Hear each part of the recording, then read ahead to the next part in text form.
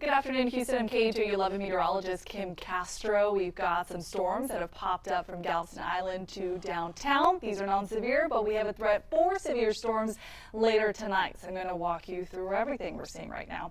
A couple of lightning strikes. The count over the last 10 minutes, 14, so not all that impressive, but where you do see some of these thunderstorms pop and you see the lightning, you hear the thunder, go ahead and head on inside until they pass through.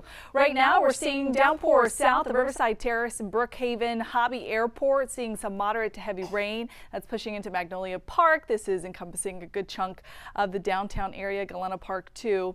And then again, all along the bay. So League City just east of you, Seabrook, down FM 517, you're seeing some heavy downpours, and then just south of the East Freeway, so along Baytown, the East Freeway, you're seeing some heavy rain, and that is just going to last you maybe another 30 minutes or so. These are quick movers, so they've flared up here over the last hour, and they're continuing to cycle off to the east. The main impacts for us are going to come in this evening. So the time frame for severe storms, 7 p.m. through midnight. Notice we're all in some sort of a risk area. The further north that you are, the highest risk that you have. You're under a threat level 3 on the 1 to 5 scale. Closer to downtown, you're kind of split between a 1 and a 2, and then Galveston Island is on the threat level 1. What are the risks? They're all on the table, but I think the highest risk is going to be hail, followed by wind damage, and then the threat for an isolated tornado. So let's break this down even further. These are the highest risk categories. So Bryan College Station all the way to Livingston, I-10 the Katy Freeway, getting into Sugar Land, you have a threat to see some of these stronger storms too. That's a threat level 2.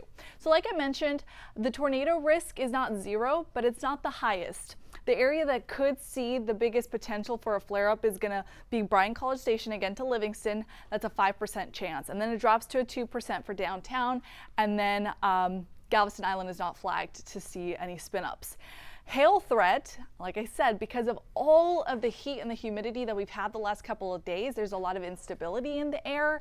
And so these storms could grow very tall. They could build these hail cores that get larger and larger in size. So I think that is going to be the biggest component of severe weather that we monitor for this evening. A 30% in this hatched area means we could see hail that's more than 2 inches in diameter, so larger than golf ball sized hail.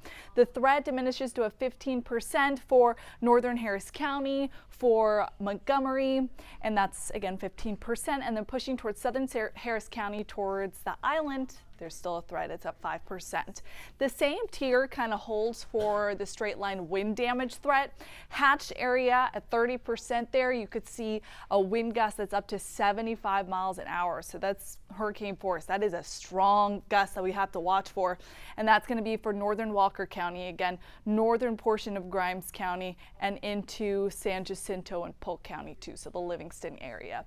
The strong gusty wind could potentially get all the way down into northern Harris County, and then the threat drops off the further we get closer to the coastline. Let's walk you through Futuretrack now. Take this as a general idea of what we could see, because the models aren't exactly interpreting what's happening right now outside very well, which means that they're going to struggle a little bit as we go forward through time. But this is what I'm thinking is going to happen tonight. We'll see the storms that develop along the I-35 corridor try to muscle their way into southeast Texas. There's a threat that one of these really holds together like it's showing up right now at 10:30 tonight.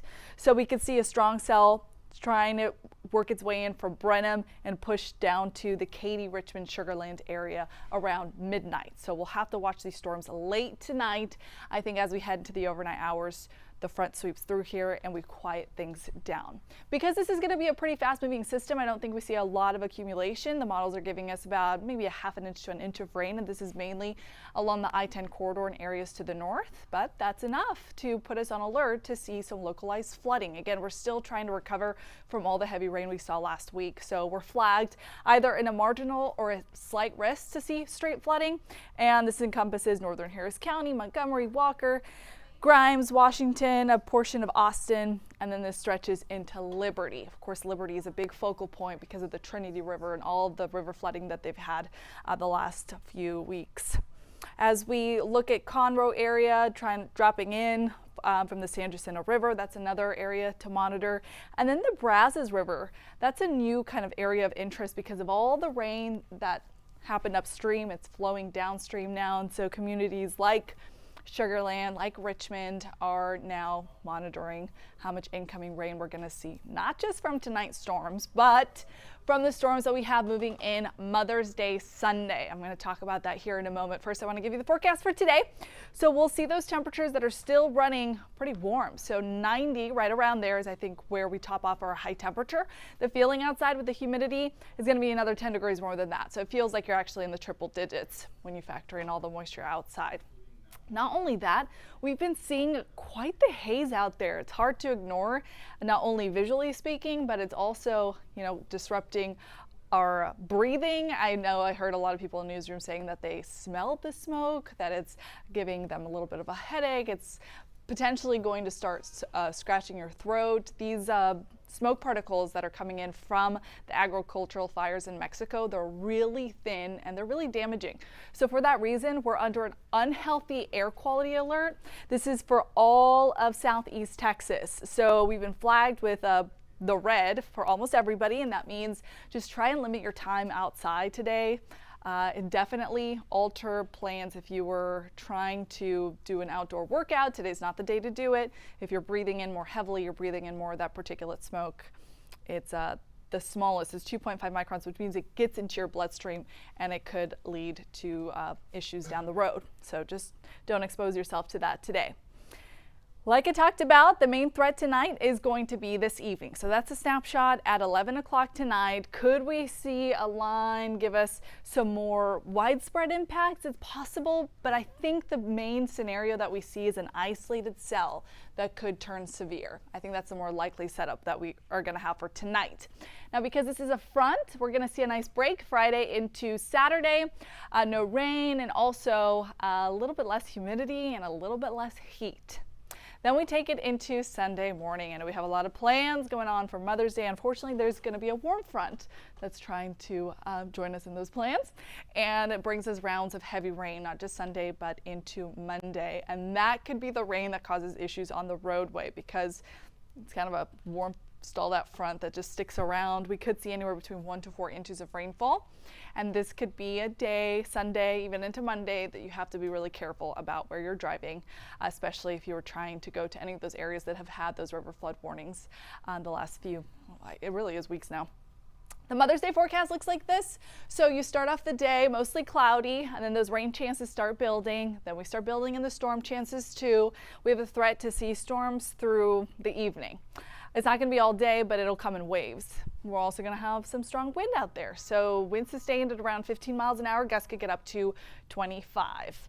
Other than that, we'll dry up for Tuesday, Wednesday for the coming week. The 2 days to really watch again tonight and then Sunday into Monday. I'm going to walk us through radar here one more time just in case you're just joining us, trying to get a big picture of what the roads look like right now. And then I'll give you again the main takeaways for the threat of severe weather tonight. I will mention there's a possibility that the line of storms that develops along the I-35 corridor doesn't hold together. That would be the best case scenario, but we have to prepare for the threat of one of those storms having enough strength as it pushes to Southeast Texas that it gives us the severe weather components that we've been warning you about. Okay, here's another check at radar right now. So the showers that pass through downtown have come and gone. Now we're just looking at some heavy rain along the east side of the loop and the Beltway. So Galena Park to Channelview, you're seeing some heavy rain. Let's see what the rainfall rate is like for you in your area. Yeah, 2 inches per hour. It's not going to stay there for the hour, which is the good news, but that's some considerable rainfall that's coming down. So that's blinding rain. That's going to give you some issues as you're trying to get maybe to some work lunch plans, something of that sort. Rain chances for this afternoon are going to be more on the isolated side like we're seeing. So some spots are completely dry, rain-free, and then a couple of areas are getting a flare-up. Notice that the lightning count has really gone down, so that's good. It means we're not seeing them gaining any more intensity or any more energy. They're just kind of fizzling out. These are not the storms that we're worried about just yet. We're going to be worried about a line that develops North Texas, pushes into Waco, and then tries to get down to Southeast Texas.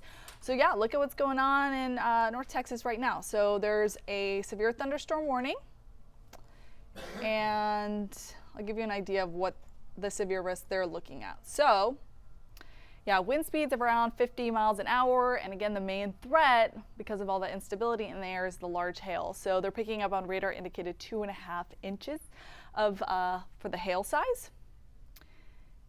And so that a cell like that coming into Southeast Texas is going to be what we watch for tonight. So one more time, I'll show you the severe timeline and then some of the severe threats that we're watching. And some of us have a heightened threat because we're going to be closer to where these storms fire up. So the closer we are, the better chance that they hold together, and then the further we are, the more likelihood that they start to fall apart. So closer to the coastline, you have the best threat to miss out on the severe storms. Severe timing, 7 p.m. to midnight. That's when we'll be watching how the storms are developing near Waco and how they're trying to progress towards us. The biggest risk areas, northern Grimes County, northern Walker County, a portion of San Jacinto, and Polk, including Livingston. Those areas could see, like we just saw on radar in North Texas, a storm that produces large hail, larger than golf ball sized hail. That's the biggest threat. We could also see a storm that gives us straight line wind damage of up to 75 miles an hour. As we get closer to downtown, the threat drops off. So we could still see some hailstorms, but maybe it's pea-sized hail. We could still see an impactful wind gust, maybe it's 50 miles an hour. And then again, as we head to the coastline, things kind of settle down a little bit better. An isolated spin up is possible, and I've seen a couple of the models trying to work a little rotation into the area. So that's something that I'll just keep an eye on. We'll have updates for you all throughout the day. We've got a full team here. We've got Chris Ramirez and our chief meteorologist David Paul in tonight. So we'll keep you updated and give you any alerts that we get sent straight to your phone.